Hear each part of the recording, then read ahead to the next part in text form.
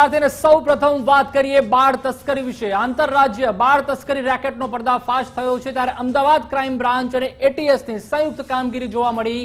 નવજાત શિશુને બચાવીને 3 લોકોની ધરપકડ કરવામાં આવી છે, જેમાં આરોપીઓની પૂછપરછ દરમિયાન મોટી કબૂલાત। શિશુને હિંમતનગરથી ખરીદવામાં આવ્યું હતું। મુન્નુ નામના વ્યક્તિ પાસેથી 3.60 લાખમાં લીધું હતું। ગુજરાત, તેલંગાણા અને ઉત્તર પ્રદેશના 3 વ્યક્તિઓ પણ તેમાં સામેલ છે। કોતરપુર પમ્પિંગ સ્ટેશન નજીકથી ધરપકડ કરાઈ છે। સફેદ કારમાંથી નવજાત શિશુ મળી આવ્યું હતું। હિંમતનગરથી એરપોર્ટ આવી રહેલી કારમાંથી શિશુ મળી આવ્યું, જેમાં એક મહિલા આરોપી સહિત 3 અમદાવાદમાં ભેગા થયા હતા। જે માહિતી આધારે આ લોકોને ધરપકડ કરવામાં આવેલી છે, એમના વિરુદ્ધ ગુનો નોંધવામાં આવેલો છે અને આગળની આ જે આખી ટોળકી જે છે બાળ તસ્કરીનું જે કામ કરે છે એમાં આના અલગ અલગ પાસા જે છે કે આ બાળકને જન્મ આપનાર માતા, આ બાળકને આરોપીઓ સુધી પહોંચાડવા માટેની વચ્ચેની કડી વગેરે ઘણી બધી બાબતોની તપાસ હાથ ધરાઈ રહેલી છે। આ જે હાલ જે પકડાયેલા છે આરોપી 3, એ પૈકી વંદના અને રોશન અગાઉ હૈદરાબાદ ખાતે એટલે ગયા વર્ષે 2025માં બાળકોની તસ્કરીના કેસમાં હૈદરાબાદ પોલીસ દ્વારા પકડવામાં આવેલા હતા અને એ બંનેને જેલમાં એકબીજાથી પરિચિત થયેલો અને ત્યારબાદ એમણે જામીન પર છૂટ્યા બાદ આ ફરીથી આ એમની ગેરકાયદેસરની પ્રવૃત્તિ એમણે શરૂ કરેલી। આ જ પ્રકારનો ગુનો 2023માં પણ એક અમદાવાદ શહેર ક્રાઇમ બ્રાન્ચ દ્વારા ઉકેલવામાં આવેલો હતો અને એ પણ આ જ પ્રકારની એમોથી હતો। એટલે હાલમાં આ ગુનો અને એ અગાઉ પકડાયેલા આરોપીઓ વચ્ચે કોઈ કડી છે કે કેમ, અને જે મોટાભાગે બાળકો જે નવજાત બાળકો આવે છે એ સાબરકાંઠાના જે પછાત વિસ્તાર જે છે અને બનાસકાંઠાનો જે એ વિસ્તારમાંથી જ આ બાળકો મેળવવામાં આવે છે। સાસણગીરમાં સીએમ ભૂપેન્દ્રભાઈ પટેલનો અનોખો અંદાજ જોવા મળ્યો। સાસણગીર બજારમાં સ્થાનિક વેપારીઓની સાથે મુલાકાત કરી મુખ્યમંત્રીએ વેપારીઓની સાથે બેસીને ચાની ચુસ્કી મારતા નજર આવ્યા।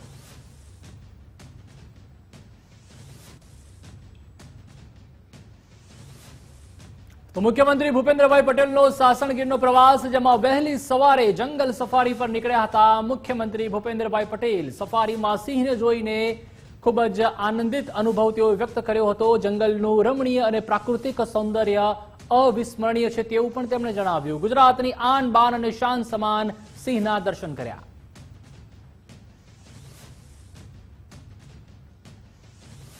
તો જૂનાગઢમાં સીએમ ભૂપેન્દ્રભાઈએ સિંહ દર્શન બાદ સિંહ સદન પહોંચ્યા હતા। વનકર્મીઓને પેટ્રોલિંગ અને રેસ્ક્યુ વાહનોનું વિતરણ કર્યું। 2 bullet bike, 1 Bolero pickup, 1 rescue van વિતરણ કરવામાં આવી। જિલ્લા કલેક્ટર અને તાલાલા ધારાસભ્ય ભગવાન બારડ સાથે હાજર રહ્યા। મુખ્યમંત્રી સુવેનિયર શોપમાંથી કપડાની ખરીદી પણ કરી। મુખ્યમંત્રીએ એનિમલ હોસ્પિટલની પણ મુલાકાત લીધી હતી।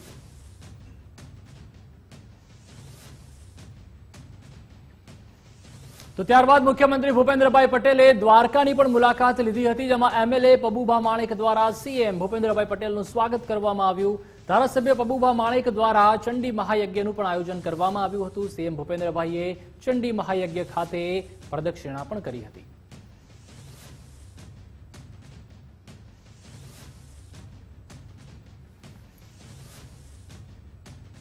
સીએમ ભૂપેન્દ્રભાઈ પટેલે દ્વારકાધીશના દર્શન કર્યા। દ્વારકાધીશના મંદિરે દર્શન કરવા માટે પહોંચ્યા હતા। સીએમએ દ્વારકાધીશના દર્શન કરીને ધન્યતા અનુભવી। સીએમ ભૂપેન્દ્રભાઈ પટેલે પાદુકા પૂજન કર્યું। હાલ સૌરાષ્ટ્રની મુલાકાતે છે સીએમ ભૂપેન્દ્રભાઈ પટેલ।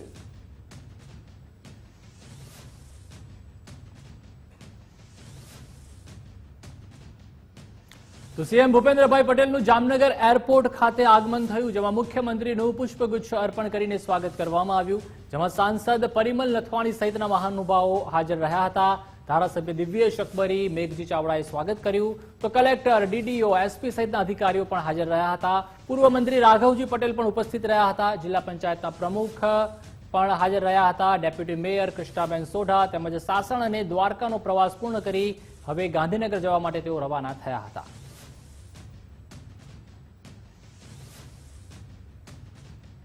ગુજરાત માટે ગૌરવની ક્ષણ। ગુજરાતના ટેબ્લોને મળ્યું પ્રથમ સ્થાન। માય ગવર્મેન્ટ પર કરવામાં આવ્યો હતો સર્વે। ભારતની જનતાએ સૌથી વધુ ગુજરાતને આપ્યા મત। વંદે માતરમની થીમ પર તૈયાર કરવામાં આવ્યો હતો ટેબ્લો।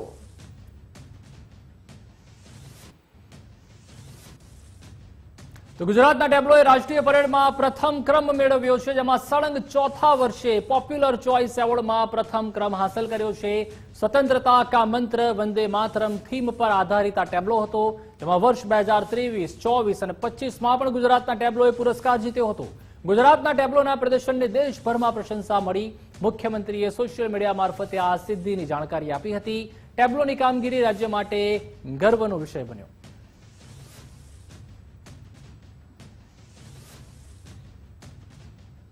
રાજ્યની મહાનગરપાલિકાઓના પદાધિકારીઓની બેઠક મળી. નાયબ મુખ્યમંત્રી હર્ષભાઈ સંઘવી સાથેની બેઠક પૂર્ણ થઈ. નાણામંત્રી કનુભાઈ દેસાઈ પણ આ બેઠકમાં ઉપસ્થિત રહ્યા. 8 મનપાના મેયર, સ્ટેન્ડિંગ કમિટી ચેરમેન અને કમિશનરની બેઠક મળી હતી. હવે મુખ્યમંત્રી નિવાસ સ્થાને અધિકારીઓની બેઠક યોજાશે. વિકાસ કામોની ગુણવત્તા અંગે બાંધછોડ ન ચલાવવા માટે સૂચના અપાઈ. વિકાસ કાર્યોની ગુણવત્તા જળવાઈ રહે તે માટે તાકીદ કરવામાં આવી. મનપા અધિકારી અને પદાધિકારી વચ્ચે સંકલન જાળવવા સૂચના અપાઈ. તો ટેક્સટાઇલ પોલિસી અને બજેટને લઈને પણ બેઠક મળી, જેમાં ડેપ્યુટી સીએમની બેઠક, ચેમ્બર ઓફ કોમર્સ તથા સમસ્ત મહાજન સહિતના પદાધિકારીઓ સાથે બેઠક યોજાઈ, જેમાં રૂટીન ટેક્સટાઇલ પોલિસીમાં કેવા ફેરફાર કરવા તે અંગે પણ ચર્ચા થઈ. બેઠક અંગે જીસીસીઆઈના વાઇસ પ્રેસિડેન્ટે મહત્વનું નિવેદન આપતા કહ્યું કે હજુ નવી પોલિસી આવવાની છે, તેથી કશું ન કરી શકાય. હવે ભારતની સારી ઇમેજ બની રહી છે.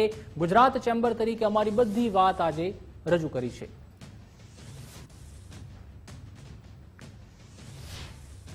આજની મીટિંગ એસએલએસીની હતી, જે રૂટીનમાં ટેક્સટાઇલની પોલિસી અને એના શું શું ફેરફાર કરવા અને રૂટીન કઈ કઈ ઇન્ડસ્ટ્રીમાં શું શું સહાય અપાય છે અને તે વિસ્તારમાં ડિસ્કશન થયું. તેમાં બધા સચિવ હાજર હતા. ઇન્ડસ્ટ્રીના, જીપીસીબીમાં હતી, ઇલેક્ટ્રિસિટી કોર્પોરેશન અને ડેપ્યુટી સીએમ સાહેબ.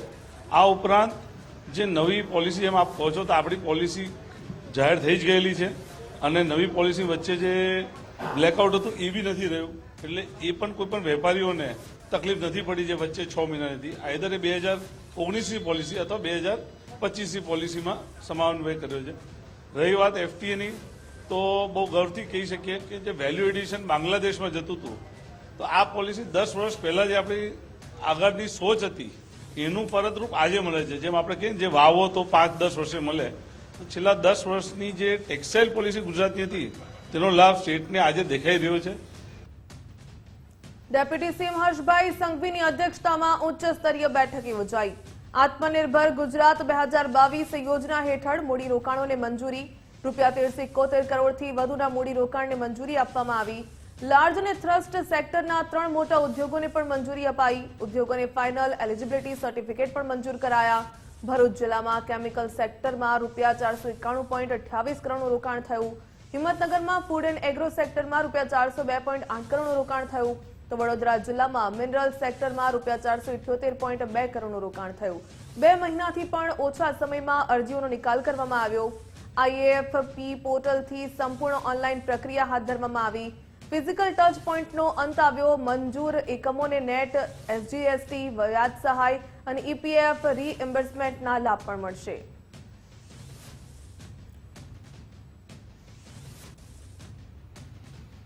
વાત કરીએ પદ્મશ્રી એવોર્ડની, તો અમદાવાદના રતિલાલ બોરીસાગરને પદ્મશ્રી એવોર્ડનો આદેશ કરાયો છે. ત્યારે ભારત સરકાર દ્વારા પદ્મશ્રી એવોર્ડની જાહેરાત કરાઈ હતી. ભાજપ પ્રદેશ પ્રમુખ જગદીશભાઈ વિશ્વકર્માએ મુલાકાત લીધી, જેમાં ગુજરાતી સાહિત્યમાં આપેલા યોગદાન માટે રતિલાલજીની પસંદગી કરાઈ છે.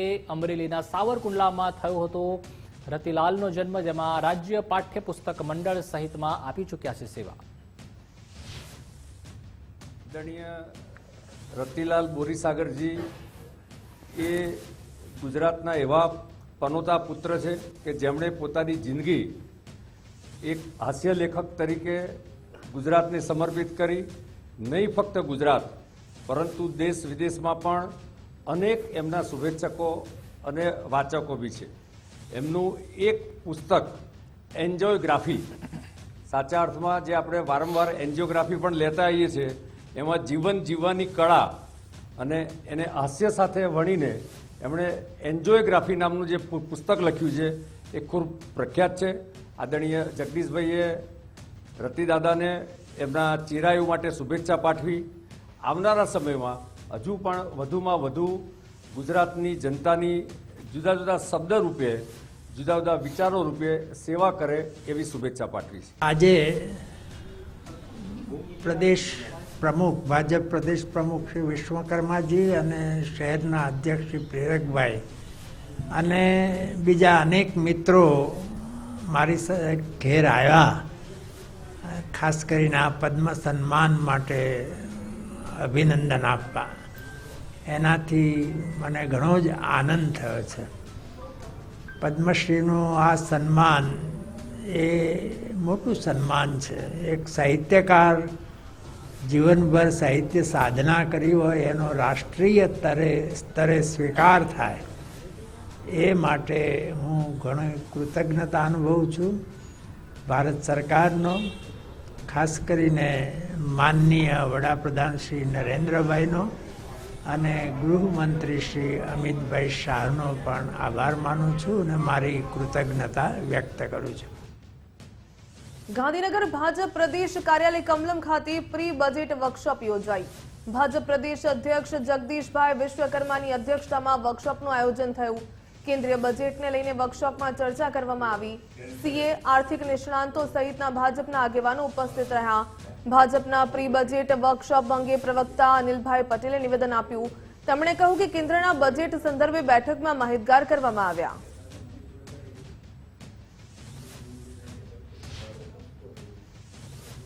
આજે ફાઇનાન્શિયલ ડિસિપ્લિન અને વિશ્વમાં ભારતની અર્થવ્યવસ્થાનું રેટિંગ જે BBB છે, જે એક જમાનામાં 2014 પહેલા -BB હતું, BBB, અને જે ફ્રેજાઇલ 5 ઇકોનોમીમાં ગણાતું હતું, આજે વિશ્વની પ્રોગ્રેસિવ 5 ઇકોનોમીમાં જેનું સ્થાન છે.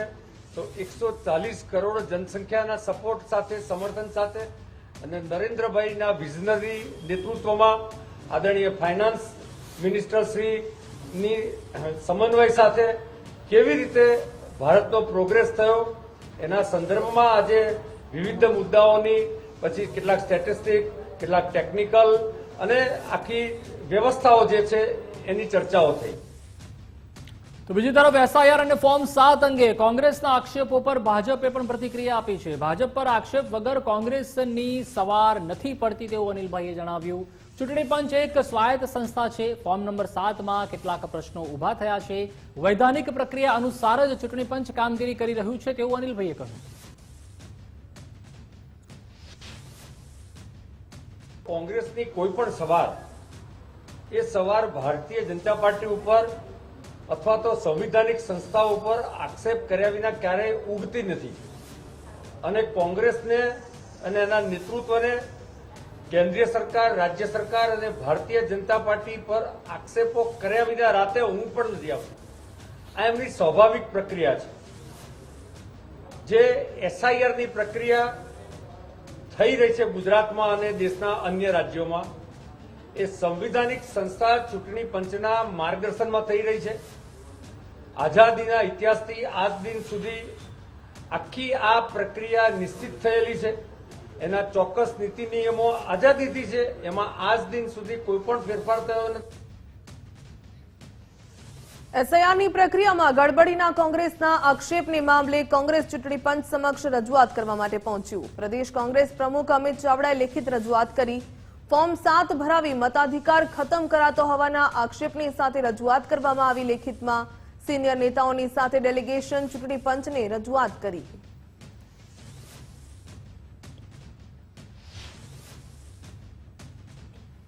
જે બંધારણે મતનો અધિકાર આપ્યો એ મતનો અધિકાર છીનવવાનો પ્રયત્ન થઈ રહ્યો છે. ગુજરાતમાં એસઆઈની પ્રક્રિયા શરૂ થઈ, BLO ને આખું ચૂંટણી પંચ ને આખું સરકારી તંત્ર કામે લાગ્યું અને જે રીતે મતદાર યાદીનો ડ્રાફ્ટ રોલ પ્રસિદ્ધ કરવામાં આવ્યો, 70 લાખ કરતા વધારે મતદારોના નામ પહેલા જ કમી થઈ ચૂક્યા છે. ત્યારે ચોક્કસ લાગ્યું કે આ જે વોટ ચોરી ચાલતી હતી એ ગુજરાતમાંથી પકડાઈ ગઈ છે. પણ ડ્રાફ્ટ યાદી જાહેર થયા પછી એમાં વાંધા વિરોધ કે નવા નામ ઉમેરવા માટેનો જે સમયગાળો નક્કી કરવામાં આવ્યો હતો એ 18મી જાન્યુઆરી નક્કી કરવા. તો આ તરફ ગીર સોમનાથમાં પણ એસઆઈઆરની કામગીરી સામે અનેક ફરિયાદો થઈ છે, જેમાં ફોર્મ નંબર 7 ને લઈને મતદારોમાં ભારે ગેરસમજ છે. કોડીનાર તાલુકાના ઘાટવડ ગામમાં 1300 જેટલા મતદારોને નોટિસ આવી છે, જેમાં એક સાથે મોટી સંખ્યામાં નોટિસ આવતા ગ્રામજનો પણ પરેશાન છે. નામમાં વિસંગતતાના આધાર પર નોટિસો ઇસ્યુ કરાઈ છે. એસઆઈઆર દ્વારા ડોક્યુમેન્ટ જમા કરવા માત્ર 1 દિવસનો સમય આપવામાં આવ્યો, જેમાં ઓછા સમયને કારણે મતદારો અને બીએલઓ બંને મુશ્કેલીમાં મુકાયા છે. એક જ દિવસની સુનાવણીથી લોકશાહી પર સંકટની પણ ચર્ચા. ઘાટવડ ગામમાં સ્થાનિક નાગરિકોમાં ભારે અસંતોષ છે. યોગ્ય સમય આપવાની સ્થાનિકો માંગ કરી રહ્યા છે. મતદારોને ટાઈમ આપવો જોઈએ. હાલ લગ્નની સિઝન હોય અને ખેત મજૂર હોય એટલે લોકો અહીંયા સુધી પહોંચી શકતા નથી, કેમ કે આજે હિયરિંગ છે. જે લોકો મતદારના જે કંઈ ડોક્યુમેન્ટ છે વિસંગતાના એ પહોંચાડી ન શકે તો પોતાના લોક મત અધિકારથી વંચિત રહેશે એવું મારે કહેવું છે. જેથી કરીને સરકારને વિનંતી છે કે સરકાર ટાઈમ આપે કે જે લોકો ખેત મજૂર હોય, લગ્નની સિઝનમાં હોય એ લોકો પણ એના આપી શકે પ્રૂફ, જે કંઈ હોય સરકાર મંગાવી શકે, એમાં કોઈ એમને વાંધો હરકત નથી. અને આજે એસઆઈઆરની વારંવાર સપ્લિમેન્ટરી જે કામગીરી ચાલે છે એના કારણે જે બીએલઓ આ એસઆઈઆરની કામગીરીમાં રોકાયેલ હોવાથી શિક્ષણ ઉપર આ વખતે બહુ મોટી અસર પડવાની છે. મારે આજનો જે સમજી લ્યો કે ઘરને મારે બધાય ઘરનાને મોકલવા પડ્યા અને મારે રોકાવવું પડ્યું. એનું કારણ છે કે આના માટે રહે કોણ? ઘરની જવાબદારીમાં હું એક માણસ, તો મારે એકને જ રહેવું પડે. તો હવે આ રીતના હોય તો સરકારને થોડુંક સમજવું જોઈએ કે ટાઈમ દેવો જોઈએ. હવે આ રીતના હોય તો કેમ આપણે ઓલું કરવું હોય? મારી સરકારશ્રીની રજૂઆત એટલી જ છે કે તમે જેટલો જેમ બને એમ એટલો ટાઈમ આપો, જેથી કરીને કોઈક વાડીએ ગયા હોય, આવો પ્રસંગ હોય, કોઈ વસ્તુ હોય તો કોઈ ઘરે હાજર ના હોય, બરાબર છે. હવે તમે સાંજના સમયે એ લોકો ઘરે આવે, સવારમાંથી નીકળી જાય, સાંજના સમયે આવે તો એ લોકોને પાછું સવારમાં વહેલું જવાનું હોય તો એ લોકો વહેલી તકે સુઈ જાય ને સાંજે કઈ રીતના આપણે કહીએ તો આવી શકે એમ. વાત કરીએ ગઢડાની તો ગઢડામાં પણ મતદાર યાદીમાં નામ કમીનો કોંગ્રેસે આક્ષેપ કર્યો. 1100 થી પણ વધુ લોકોના નામ કાપવાના પ્રયાસનો આક્ષેપ લગાવવામાં આવ્યો. કોંગ્રેસ સભ્ય ફુલસમ ચૌહાણનું સ્થળાંતર કર્યું હોવાનું ફોર્મ ભરાયું. ખોટી રીતે ફોર્મ નંબર 7 ભરાયા હોવાનો કોંગ્રેસે દાવો કર્યો. ગઢડા મામલતદાર કચેરી ખાતે કોંગ્રેસે ઉગ્ર વિરોધ નોંધાવ્યો. દોષિતોની સામે કડક કાર્યવાહી કરવાની પણ કોંગ્રેસે માંગ કરી. સીસીટીવી ફૂટેજ તપાસી પોલીસ ફરિયાદ કરવાની માંગ કરવામાં આવી. કાર્યવાહી ન થાય તો ઉગ્ર આંદોલનની પણ કોંગ્રેસે ચીમકી ઉચ્ચારી. લોકોના અધિકાર ઉપર તરાપ મારવો અને મતદારને મતદાનથી વંચિત રાખવા અને ભારતના નાગરિક તરીકે કમી કરવાની એક ષડયંત્રના ભાગરૂપે એક શરૂઆત થઈ એવું લાગે છે. આવું આપણા ભારત આઝાદ દેશની અંદર કોઈ દિવસ ચલાવી ન લેવાય. એટલા માટે અમે ચૂંટણી પંચને રજૂઆત કરી છે કે ભાઈ જે લોકો હયાત છે, ગઢડા વિધાનસભા વિસ્તારમાં રહે છે, એ લોકોના નામ કમી ન થવા જોઈએ અને એ લોકો મતદાનથી વંચિત ન રહેવા જોઈએ. એટલા માટે અમે એને રજૂઆત કરેલી છે. તો વિસનગર પારડી ગામમાં સરપંચ સહિત 64 મતદારો સામે વાંધા અરજી થઈ છે, જેમાં ભાલક ગામમાં ઉપસરપંચ સહિત 862 મતદારોને લઈને વાંધા નોંધાયા છે, જેમાં સવાલા ગામમાં 1180 મતદારોના નામ સામે સીધા વાંધા રજૂ થયા છે. સવાલા ગામના અંદાજે 3000 મતદારોમાંથી 1180 સામે ફોર્મ 7ની અરજી કરાઈ છે. તો મતદારોએ ક્યારેય ફોર્મ નંબર 7 ભર્યું જ ન હોવાની હકીકત પણ સામે આવી, જેમાં સ્થળાંતર કે મૃત બતાવી નામ કાપવાની અરજી કરવામાં આવી છે.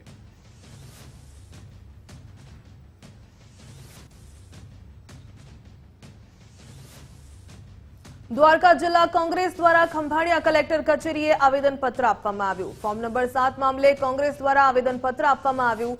અનેક મતદારોના નામ બાકાત થતા કોંગ્રેસે આવેદનપત્ર આપીને વિરોધ નોંધાવ્યો. 28,000 જેટલા નામ કમી કરી નાખ્યા હોવાના કોંગ્રેસે આક્ષેપ કર્યા.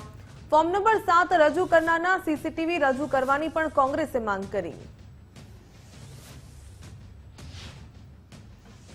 દેવભૂમિ દ્વારકામાં 28,000 લોકોની સામે વાંધા અરજી કરીને 7 નંબરનું ફોર્મ ભરવા અને એ ફોર્મ સ્વીકારી રાખે ને પ્રાંત અધિકારીએ, એનો મતલબ તો એ છે કે બીએલઓની કામગીરી સારી નથી. જે શિક્ષકોએ, જે બીએલઓએ રાત દિવસ મહેનત કરીને એટલું સારું કામ કર્યું છે એના ઉપર પાણીઢોર કરવાનું આ એક રાજકીય પાર્ટીના ઇશારે એક કાવતરું ચાલી રહ્યું છે. 28,000 લોકોને આ દેશના નાગરિક નથી, તમે મતાધિકાર નથી એટલે નાગરિક નથી. આ ખતમ કરવા માટેનું જે કાવતરું થઈ રહ્યું છે એના વિરોધની અંદર કોંગ્રેસ પાર્ટીએ અત્યારે કલેક્ટરશ્રીને રજૂઆત કરી. એટલે ક્યાંક ને ક્યાંક આ ષડયંત્રમાં દ્વારકા જિલ્લાના પ્રાંત અધિકારીઓ જે આને આ ફોર્મ સ્વીકાર્યા છે, ખોટા ફોર્મ, એ પણ સામેલ હોય એવું છે. આ ફોર્મ નંબર 7 ની અંદર નીચે એકરારનામું લખેલું છે. એમાં બહુ સ્પષ્ટ છે કે જો કોઈ આ ફોર્મ ખોટી રીતે રજૂ કરે તો એની સામે પોલીસ ફોજદારી રાહે ફરિયાદ થઈ શકે એમ છે ને 1 વર્ષની જેલની સજા થવાને પાત્ર ગુનો બને છે. આજે અમે કલેક્ટરને કહ્યું છે કે આ તમામ સામે ફોજદારી રાહે કાર્યવાહી કરવામાં આવે, એમની સામે પોલીસ ફરિયાદ કરવામાં આવે. તો એસઆઈઆરની પ્રક્રિયામાં વિવાદ વચ્ચે ચૂંટણી પંચે જાહેર કરી છે વિગતો, જેમાં ચૂંટણી પંચને નામ કમી કરવા માટે 9,88,621 ફોર્મ 7 મળ્યા છે, જેમાં ચૂંટણી પંચને નામ ઉમેરવા માટે 6,88,116 ફોર્મ 6 અને 6A મળ્યા છે. ચૂંટણી અધિકારી દ્વારા વાંધાઓની સત્યતા ચકાસી નિકાલ કરાશે. મતદાર યાદીમાં નામ કમી કરવા અને બાકાત કરવાનો કાલે અંતિમ દિવસ છે, ત્યારે 28 જાન્યુઆરી સુધીના આંકડા ચૂંટણી પંચે જાહેર કર્યા છે. કોંગ્રેસ પક્ષે ફોર્મ 7 ને લઈને આજે પણ રજૂઆત કરી હતી.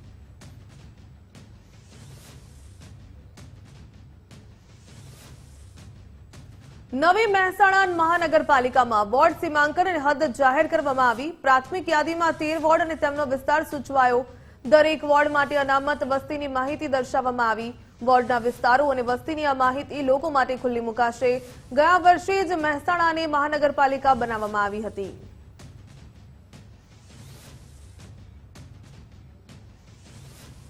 વાત કરીએ હવે બુલેટ ટ્રેન પ્રોજેક્ટ વિશે. તો અમદાવાદ બુલેટ ટ્રેન પ્રોજેક્ટ પર 100 મીટર સ્ટીલ પુલ કામગીરી પૂર્ણ થઈ ગઈ છે. મેક ઇન ઇન્ડિયા અંતર્ગત તૈયાર કરવામાં આવ્યું છે સ્ટીલ પુલનું નિર્માણ.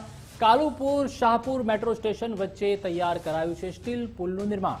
17 સ્ટીલ પુલમાંથી ગુજરાતમાં 13 સ્ટીલ પુલ તૈયાર કરવામાં આવ્યા છે. અમદાવાદથી મુંબઈ વચ્ચે બુલેટ ટ્રેનની કામગીરી ખૂબ જ ઝડપથી આગળ વધી રહી છે.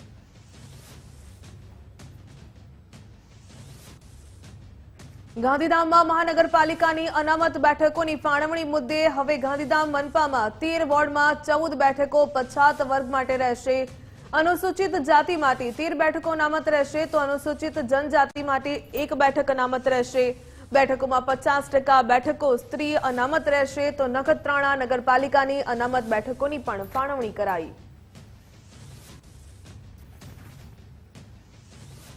આણંદ જિલ્લા વહીવટીતંત્રએ ભાંગરો વાટ્યો છે, જેમાં ભાદરણ ખાતે યોજાનારા કાર્યક્રમના હોર્ડિંગ્સમાં ભૂલ કરી છે. હોર્ડિંગ્સમાં ભાદરણને તાલુકો દર્શાવ્યો છે. ભાદરણને તાલુકો દર્શાવતા લોકોમાં ભારે આશ્ચર્ય જોવા મળ્યું. ભાદરણ બોરસદ તાલુકાનું છે ગામ.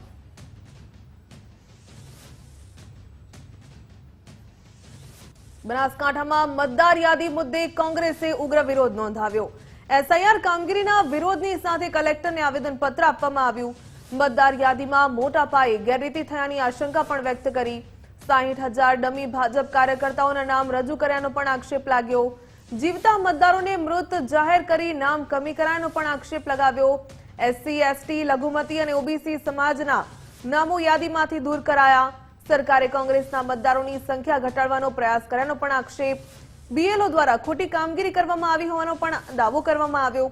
તમામ વાંધા વધારા જાહેર કરી ન્યાયિક તપાસ કરવામાં આવે તેવી માંગ કરી. કમી કરેલ મતદારોના નામ ફરી નહીં જોડાય તો ઉગ્ર આંદોલનની ચીમકી પણ ઉચ્ચારી. કરીને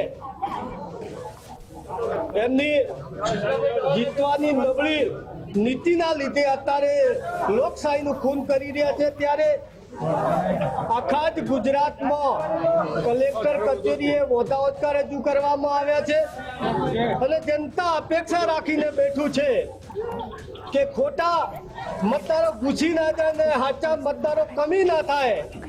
એના લીધે ચૂંટણી પંચ ઉપર અપેક્ષા રાખીને બેઠી છે કે સાચા દિલથી ચકાસણી કરે અને લોકશાહીને અન્યાય ના થાય, એટલા માટે આજની તારીખમાં વધારે રજૂ કરવામાં આવે છે. જે બનાસકાંઠા જિલ્લા કોંગ્રેસ સમિતિ દ્વારા સૌ આગેવાનો ભેગા થઈને કલેક્ટરશ્રીને આવેદનપત્ર આપ્યું છે. લગભગ 60,000 જેટલા ભાજપના કાર્યકર્તાઓ ડમી કાર્યકર્તાના નામે વાંધા અપાયા એના વિરોધમાં રજૂઆત કરી છે. સરકારી બીએલઓ દ્વારા આ મતદાર યાદી ડ્રાફ્ટ યાદી તૈયાર કરવામાં આવી છે, પ્રસિદ્ધ કરવામાં આવી છે. સરકારી બીએલએ ખોટું કામ કર્યું છે, નહીતર વાંધા આપનારા લોકોએ ખોટું કામ કર્યું. જેને પણ ખોટું કામ કર્યું એના પર કાયદેસરની કાર્યવાહી કરવામાં આવે. પાલનપુર શહેરના 12,000 વોટર્સના નામ કમી કરવામાં આવ્યા છે અને જે લોકો પોતાના પુરાવા માટે થઈ અને નોટિસ આપે અને અહીંયા આગળ એમને બીએલઓ કે સરકાર દ્વારા અહીંયા એમના પુરાવા રજૂ કરવા માટે થઈને અહીંયા આગળ બોલાયા હતા. 13 પુરાવા એમને રજૂ કરવા. 13 પુરાવાની અંદર એમના જન્મના દાખલા છે, શાળા છોડ્યાનું સર્ટી છે, ક્યાંક જાતિના દાખલા છે, એલસી છે, આવા તમામ પુરાવો માંગ્યા છે. ત્યારે આપણા માધ્યમથી સરકારશ્રીને અને માનનીય કલેક્ટર સાહેબને બી અમે કહેવા માંગીએ છીએ કે સાહેબ, વર્ષોથી જે લોકો 40-50 વર્ષથી વોટિંગ જે કરે છે એ એમનો પુરાવો છે. અન્ય સમાચાર તરફ નજર કરીને વાત કરીએ હવે ગીર સોમનાથની. તો ગીર સોમનાથમાં ધારાસભ્ય વિમલ ચુડાસમાએ અનોખો વિરોધ કર્યો છે. ધારાસભ્ય અનેક રજૂઆતોના પોટલા ભરીને પાલિકા પહોંચ્યા. રેલી યોજીને લોકો સાથે પાલિકા પહોંચી આપ્યું આવેદનપત્ર, જેમાં 11 વોર્ડના 600 થી વધુ ફોર્મના પોટલા ભરી પાલિકા પહોંચ્યા હતા. જેમાં ગટર, રોડ અને રખડતા પશુઓના ત્રાસથી પરેશાન હોવાનો પણ તેઓનો આરોપ છે. યોગ્ય પગલાં નહીં લેવાય તો વિધાનસભામાં રજૂઆતની ચીમકી પણ ઉચ્ચારી છે.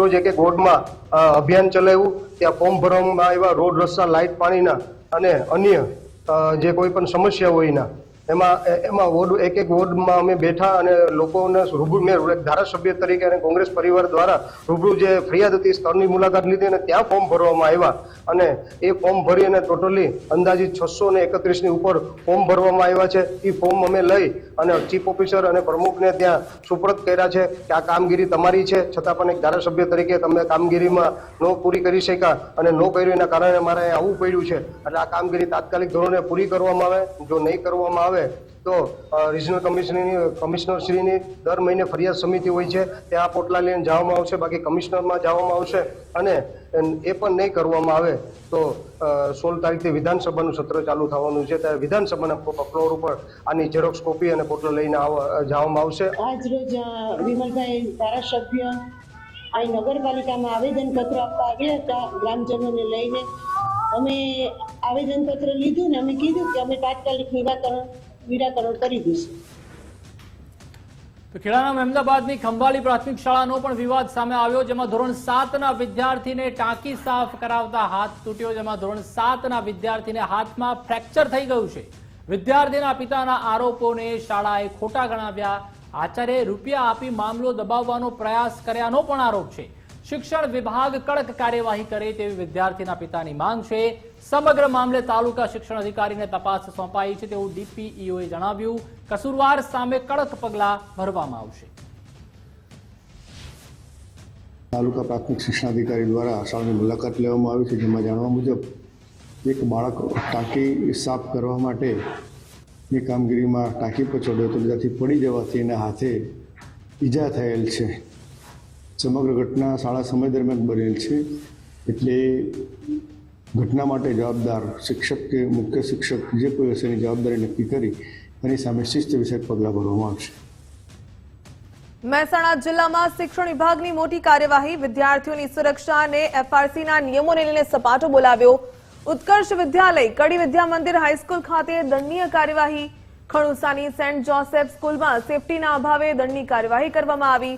તો સેન્ટ જોસેફ સ્કૂલમાં અગાઉ કરંટથી બાળકનું મોત થયું હતું. લાયકાત વગરના શિક્ષક અને ટ્રાન્સપોર્ટેશનના નિયમ તોડતી શાળા ઝપટે ચડી.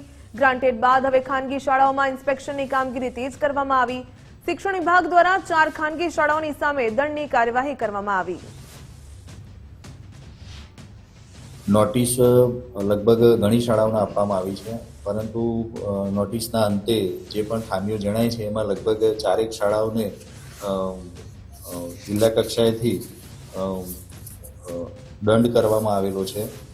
એમાં એક ઉત્કર્ષ વિદ્યાલય છે, જેને શારીરિક શિક્ષા એક બાળકને જે પ્રશ્ન બન્યો તો એ અંતર્ગત, ઉપરાંત અન્ય કેટલાક લાયકાત ધરાવતા શિક્ષકોની બાબતમાં પણ એમને દંડ કરવામાં આવેલ છે.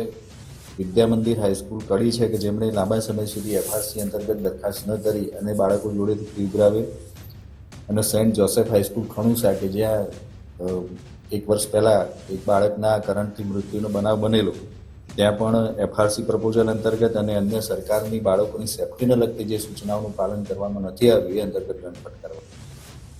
તો અમદાવાદ શહેરમાં આધાર કાર્ડ કઢાવવા બાબતે લાંચ માંગવામાં આવી, જેમાં એસીબીએ કરાર આધારિત કર્મચારીને લાંચના કેસમાં દબોચી લીધો છે, જેમાં જય પંચોલી, ભાગ્યેશ સોલંકી, વચેટિયા સંદીપ પ્રજાપતિની ધરપકડ કરાઈ છે. ફરિયાદીને આધાર કાર્ડ કઢાવવા બાબતે 32,000ની લાંચ માંગી હતી. બંને કરાર આધારિત કર્મચારી હોય. વચેટિયા મારફતે લાંચ લીધી હતી. સિવિક સેન્ટર અને અર્બન હેલ્થ સેન્ટરના બંને કર્મચારીને દબોચી લીધા છે. ફરિયાદી પાસે પહેલા ₹25,000 અને પછી ₹7,000 માંગ્યા હતા. જે સિવિક સેન્ટરના કોમ્પ્યુટર ઓપરેટર છે ભાગ્યેશ સોલંકી, એના કહેવાથી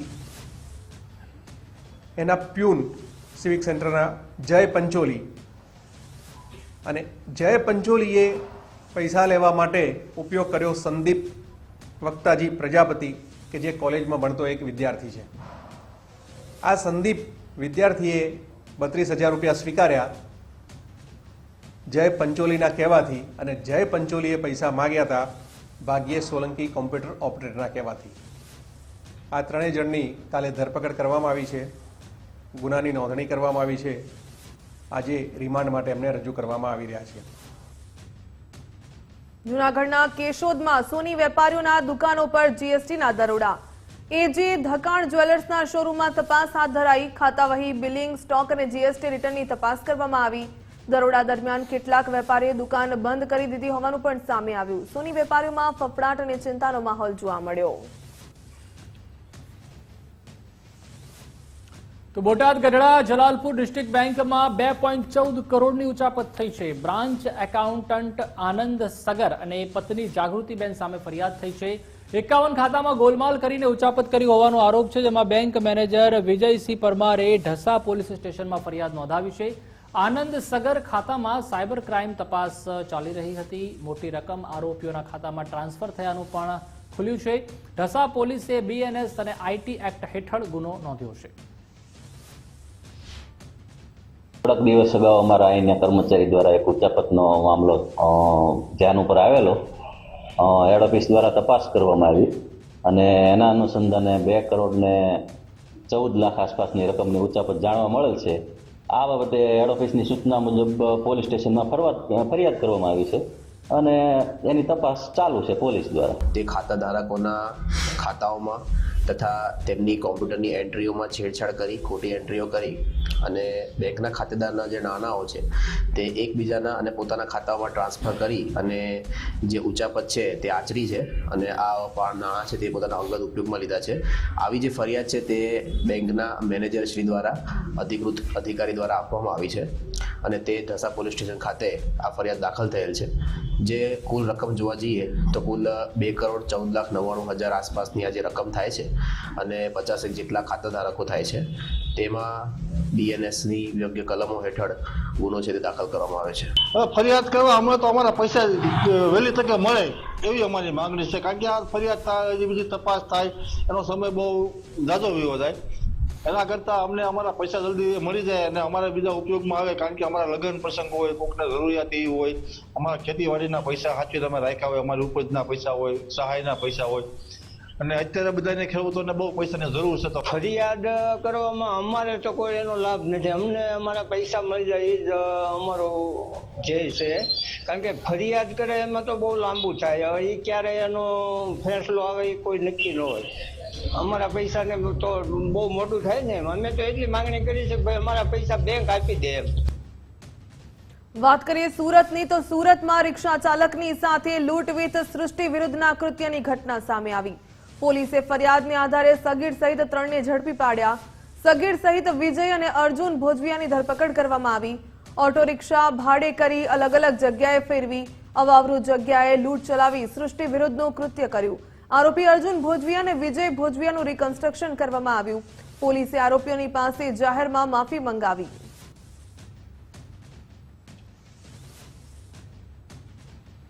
તો ડાંગ જિલ્લાના મુખ્ય મથક આહવા ખાતે આશ્રમ શાળામાં માનવતા અને શિક્ષણ જગતને લજવતી ઘટના પ્રકાશમાં આવી છે. આશ્રમ શાળાના મહિલા પ્રમુખ જાગૃતિબેન નાયકના પતિએ તમામ હદો વટાવી નાખી 7 થી 8 દિવસ પહેલા આશ્રમમાં સગીર વયની દીકરી સાથે બળજબરીપૂર્વક દુષ્કર્મ આચર્યું હતું.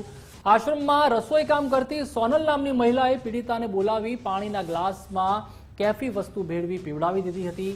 જે બાદ પીડિત બેભાન થઈ જતા નરાધમ પ્રફુલ્લ નાયક પીડિતાને રૂમમાં લઈ જઈને દુષ્કર્મ આચર્યું હતું.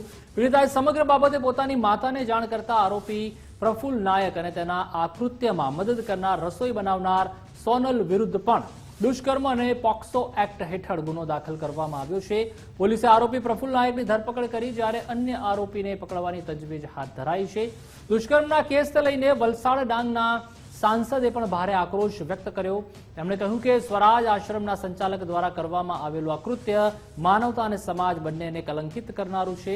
આવા અમાનવીય ગુનાઓ કોઈ પણ સંજોગોમાં ચલાવી લેવામાં નહીં આવે.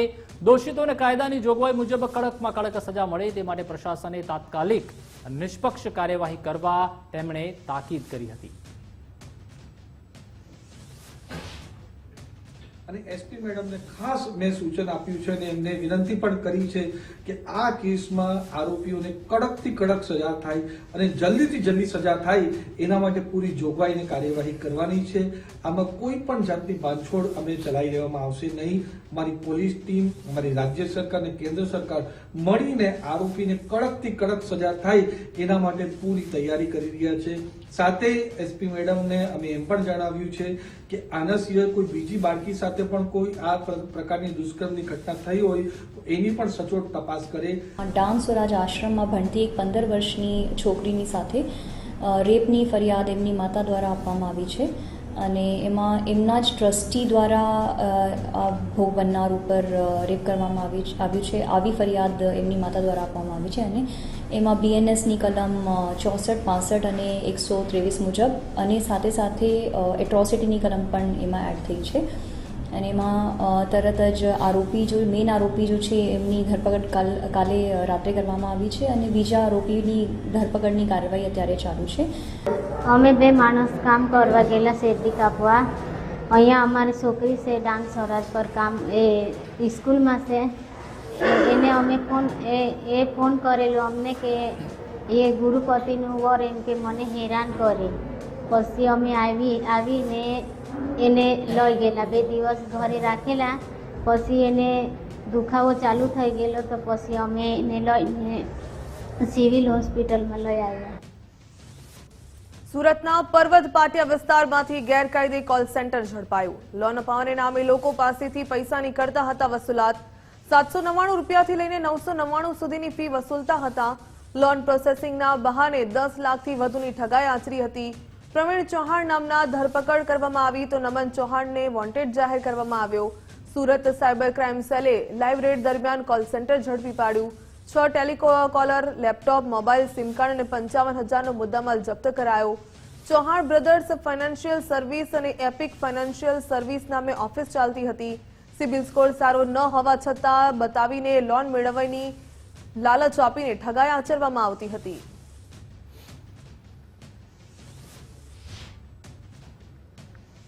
₹5 લાખ જેટલાની લોનની વિશ્વાસ આપતા હતા કે 1 થી 2 દિવસમાં ઝડપથી અમે લોકોએ પ્રોસેસ કરાવી દઈશું અને એવી વિશ્વાસ આપીને સામેવાળાથી 799 અને 999 રૂપીઝ લોન પ્રોસેસિંગ ફીના નામે લઈ લેતા હતા અને પછી એમની લોન નથી પ્રોસેસ કરાવતા હતા. એ જે ટેલિકોલર્સ છે એમને દર દિવસની માહિતી ટાર્ગેટ્સ આપવામાં આવતી હતી અને એ માહિતી એ લોકોએ મેટા એડ્સમાં એડ ચલાવીને કનેક્ટ કરતા હતા. તો જે લોકોને લોનની ઇન્ક્વાયરી કરવી હોય એ લોકો એડ પર ક્લિક કરે અને એડ પર ક્લિક કરવાથી તમારું નામ અને નંબરનું ડેટા એ લોકો પાસે પહોંચી જાય અને પછી એ લોકોની લિસ્ટ બનાવીને એ લોકો તમામ ટેલિકોલર્સ વચ્ચે વેચણી કરી બધાને ટાર્ગેટ આપવામાં આવતી હતી કે તમારે આજે 100 કોલ કરવાનું છે કે 200 કોલ કરવાનું છે અને એ મુજબ આખી પ્રક્રિયા ચાલતી હતી છેલ્લા 6-7 મહિનાથી. તો આ તરફ રાધનપુરમાં એડવોકેટ પર જૂની અદાવતમાં જીવલેણ હુમલો કરવામાં આવ્યો, જેમાં પરા વિસ્તારમાં એડવોકેટ અને તેના પરિવાર પર 10થી વધુ લોકોએ હુમલો કર્યો હતો. લાકડી અને લોખંડની પાઇપોથી હુમલો કરાયો, જેમાં એડવોકેટ આસિફ ઘાંચીને માથાના ભાગે ગંભીર ઈજા પહોંચી છે. હાથ અને પગમાં ફ્રેક્ચર થયું છે. એડવોકેટ અને તેના પરિવારના 3 લોકોને પાટણ રિફર કરાયા છે.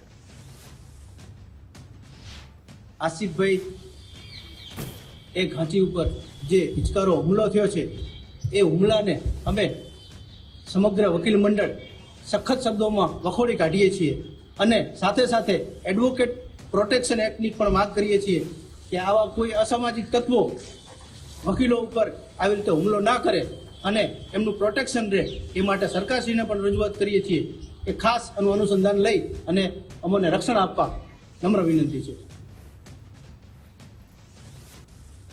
જામનગરના મકરાણી સમાજના પ્રમુખ પર ઘાતક હુમલાની ઘટના સામે આવી.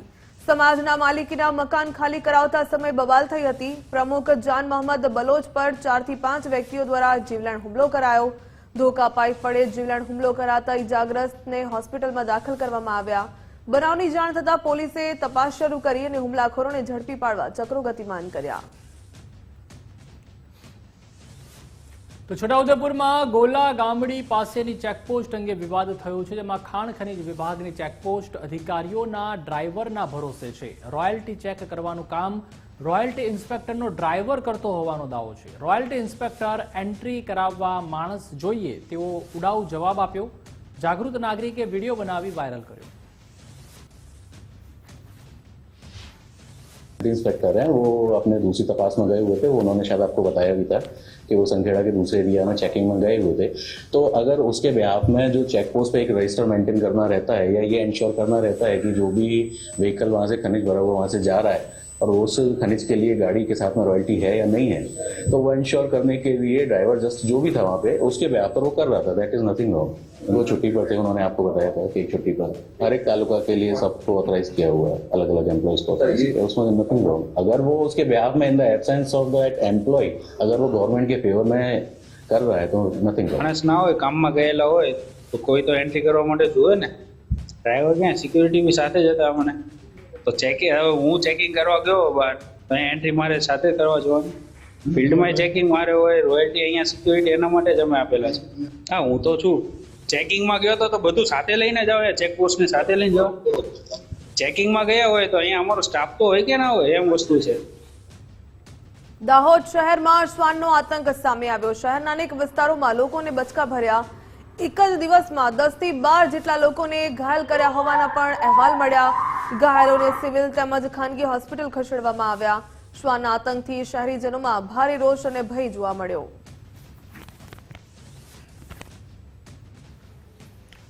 તો ગોધરા શહેરના સાતપુલ વિસ્તારમાં 6 બાળકોમાં ઓરી વાયરસના પોઝિટિવ કેસ નોંધાતા જિલ્લા આરોગ્ય વિભાગ એલર્ટ મોડમાં આવી ગયું છે. આરોગ્ય વિભાગે તાત્કાલિક કાર્યવાહી હાથ ધરી છે.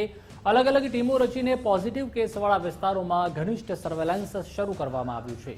132 ટીમો દ્વારા ડોર ટુ ડોર સર્વે કરીને 9 માસથી 5 વર્ષ સુધીના બાળકોની માહિતી એકત્રિત કરવામાં આવી રહી છે. આજથી આગામી 3 દિવસ સુધી ગોધરા શહેરમાં 10,000થી વધુ બાળકોને ઓરીનો બુસ્ટર ડોઝ આપવાનું મેગા ડ્રાઈવ પણ શરૂ કરવામાં આવ્યું છે. પ્રથમ દિવસે સાતપુલ, પટેલવાડા અને ખાડી ફળિયા સહિત અર્બન આરોગ્ય કેન્દ્રોના વિસ્તારમાં 42 બૂથ અને આંગણવાડી કેન્દ્રો ખાતે રસીકરણ ઝુંબેશ ચાલુ થઈ ગઈ છે. આગામી 2 દિવસમાં શહેરના અન્ય વિસ્તારોમાં પણ આ કામગીરી ચાલુ રહેશે. સવારે 9 થી સાંજના 5 વાગ્યા સુધી કેમ્પ ચાલશે. આ અભિયાનમાં 200થી વધુ આરોગ્ય કર્મચારીઓ જોડાયા છે. જિલ્લા આરોગ્ય અધિકારીઓએ કેન્દ્રોની મુલાકાત લઈને કામગીરીને અસરકારક બનાવી છે. જિલ્લા મુખ્ય આરોગ્ય અધિકારી તેમજ જાગૃત વાલીઓ અને લઘુમતી સમાજના અગ્રણીઓએ પણ વાલીઓને અપીલ કરી હતી. આરોગ્ય શાખા મારફત પર્ટિક્યુલરલી ગોધરા અર્બન વિસ્તારમાં, ગોધરા શહેરમાં જે ઓરીના નાબૂદી અભિયાન અંતર્ગત રસીકરણનો જે પ્રોગ્રામ આપણે કાર્યરત કર્યો છે, એમાં 29, 30, 31ના દિવસના દિન આખો અભિયાન મેગા ડ્રાઈવ તરીકે અમે હાથમાં લીધો છે. ગોધરા શહેરના જે ગઈકાલ સુધીના હેડ કાઉન્ટ અંદાજિત 10,000 જેટલા બાળકોનું અમારે રસીકરણ કરવાનું થાય છે. માનનીય કલેક્ટર સાહેબના માર્ગદર્શન હેઠળ, ગુજરાત સરકારના આરોગ્ય વિભાગના માર્ગદર્શન હેઠળ અત્યારે હાલ મેગા ડ્રાઈવની કામગીરી કાર્યરત થઈ રહી છે. અત્રના તમામ જે પીડિયાટ્રિશિયન વિભાગ, IMAના અગ્રણીઓ, મુસ્લિમ સમાજ બધાએ જ આમાં સાથ સહકાર આપવાની અમને સહકાર આપવાની વાત કરી છે. ગોધરા શહેરમાંથી 6 પોઝિટિવ કેસ આવ્યા છે તો આરોગ્ય વિભાગે ઝુંબેશ ઉઠાવી છે કે ભાઈ આ બાળકો રસી મુકાઈ જાય. તો મારી બેબીએ રસી મુકાઈ છે તો અન્ય વાલીઓથી મારી અપીલ છે કે બધા એ લોકો રસી મુકાઈ જાય તાકે આપણા બચ્ચાઓની તકેદારી રહે. વડોદરાના દક્ષિણ વિસ્તારમાં વીજ નિગમનું શટડાઉન. પાણીગેટ અને ગાજરાવાડી ટાંકી પર વીજ પુરવઠો બંધ કરાયો. લાલબાગ ટાંકીની પમ્પિંગ મશીનરી બંધ થતા હાલાકી. આજે પાણી ઓછા પ્રેશરથી જનતાને મળશે. એસઆરપીએફ નવાપુરા, લાલબાગ, મકરપુરા વિસ્તારમાં અસર પડી તે ટાંકી વિસ્તારોના પાણી આપવાના સમયમાં ફેરફાર કરવામાં આવ્યો. તો સુરત એરપોર્ટ પર મુસાફરોની સંખ્યામાં મોટો વધારો થયો છે. વર્ષ 2025માં 18.10 લાખથી વધુ મુસાફરોએ પ્રવાસ કર્યો હતો. તો સુરત ઇન્ટરનેશનલ એરપોર્ટના ઇતિહાસમાં સૌથી મોટો આંકડો છે. ઇન્ટરનેશનલ ફ્લાઇટમાં 2 લાખથી વધુ મુસાફરોએ પ્રવાસ કર્યો છે. જેમાં દર વર્ષે મુસાફરોની સંખ્યામાં સતત વધારો થઈ રહ્યો છે. ટ્રાફિક વધતા સુરતને નવી ફ્લાઇટ મળવાની પણ શક્યતા છે.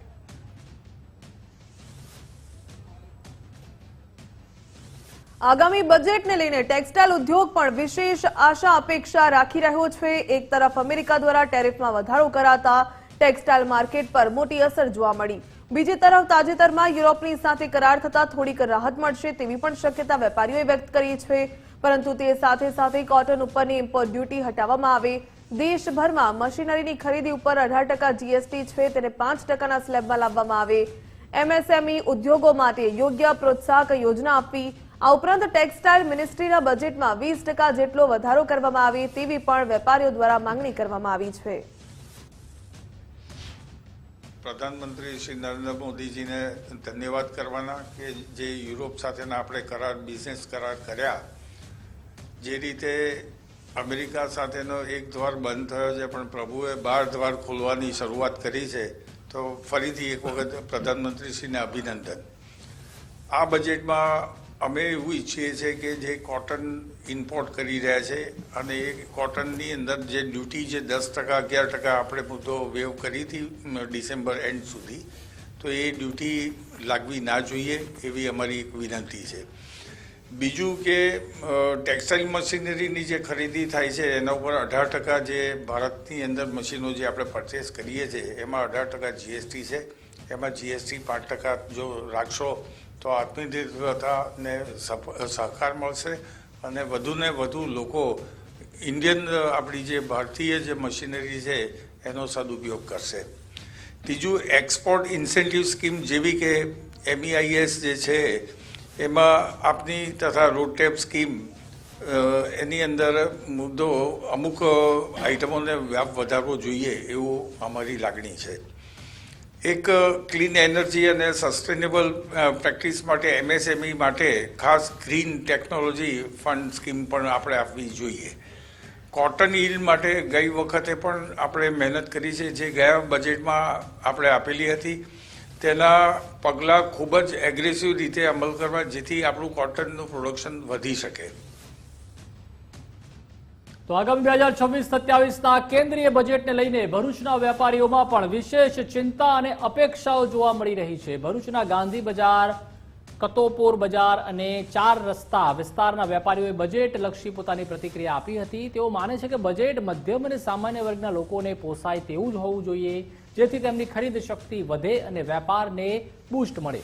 વેપારીઓનો મુખ્ય આક્ષેપ છે કે ઓનલાઈન ખરીદીના વધતા ચલણને કારણે પરંપરાગત વેપારીઓની હાલત કફોડી બની રહી છે. આ સાથે જીએસટીના ઊંચા દરોને કારણે વેપારીઓ ચિંતામાં છે. જીએસટી દરોમાં ઘટાડો, ઓનલાઈન વેપાર પર યોગ્ય નિયમો અને ટેક્સ રાહત જેવા પગલાંથી પરંપરાગત વેપારને રક્ષણ મળે તેવી માંગ કરી હતી.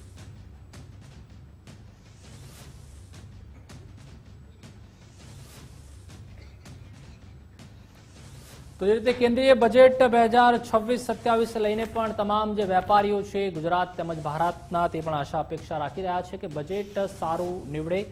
ટેક્સ સ્લેબમાં પણ થોડો ફેરફાર કરવામાં આવે, જીએસટીમાં પણ રાહત આપવામાં આવે અને ઓનલાઈન જે વેપાર થઈ રહ્યો છે તેમાં પણ તેને લઈને કડક નિયમો બનાવવામાં આવે તેવી ભરૂચના વેપારીઓએ પણ માંગ કરી હતી. મધ્યમ સામાન્ય વર્ગને પોસાય તેવું બજેટ જોઈએ. ઓનલાઈન ખરીદી, પરંપરાગત વેપારીઓની હાલત કફોડી થઈ ગઈ છે તેવું પણ વેપારીઓએ જણાવ્યું હતું.